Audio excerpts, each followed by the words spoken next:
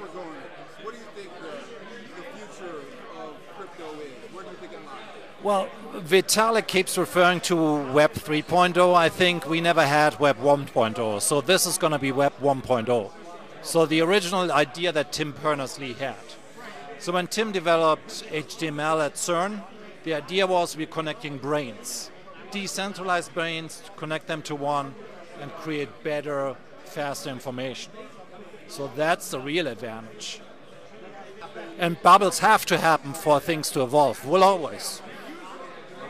There always have been bubbles, there always will be bubbles. It's just part of how the ecosystem works. But the thing is, during the .com days, we raised more than $1 trillion. As of today, we raised $2.289 billion. So we are still at the very beginning.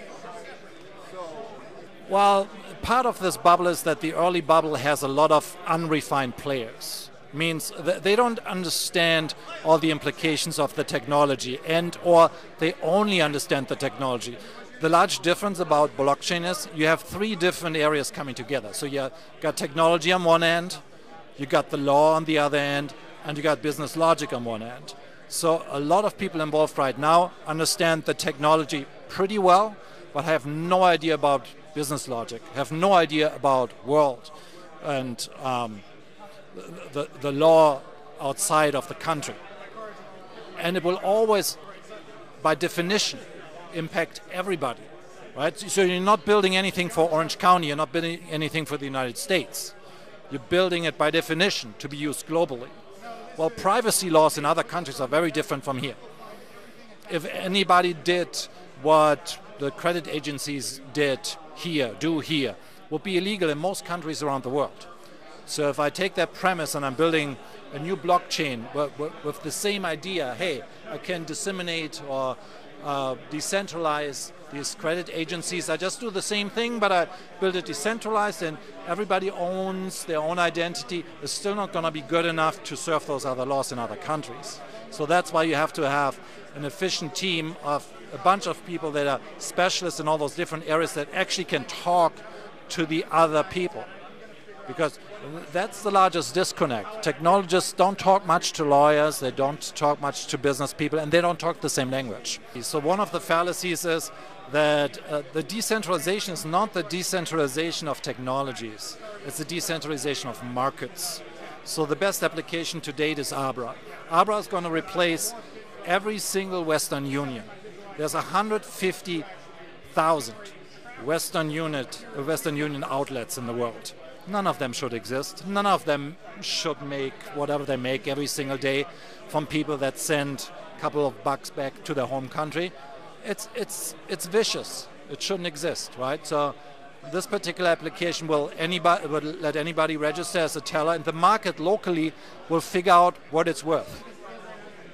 And so applications like this are going to create the change. Applications with the knowledge that I'm decentralizing a market, not decentralizing a technology. And that's what Microsoft doesn't get. Like they talk about blockchain like it's yet another platform. It doesn't matter if it's a platform. The technology is not all that important. What's important is the usage to the people. And we have many, many examples for a long time. I mean, people in sub-Saharan Africa have better banking than we do here. Right? They use M-Pesa, they have never seen a bank, they will never own a bank account, they have no need for a bank. You and I probably pay $10 a month to JP Morgan Chase for what? To lend them money so they can run a Ponzi scheme? That makes no sense. Well, a bunch of banks are already trying to adopt blockchain technology, which makes no sense whatsoever.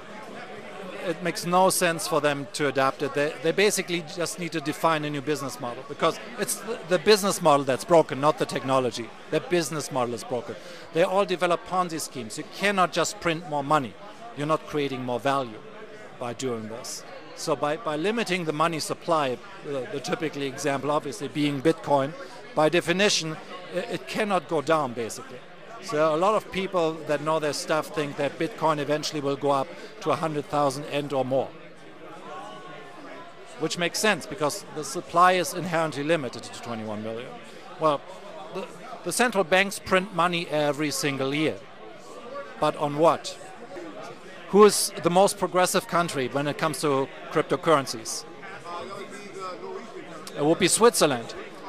Switzerland just rolled out 1,000 Bitcoin ATMs.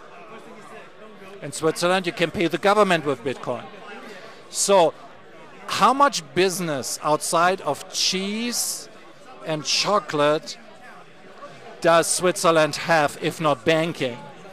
So, if the #1 banking nation in the world is committing to Bitcoin, the cookie has crumbled, right? It's not going to go back in the bank.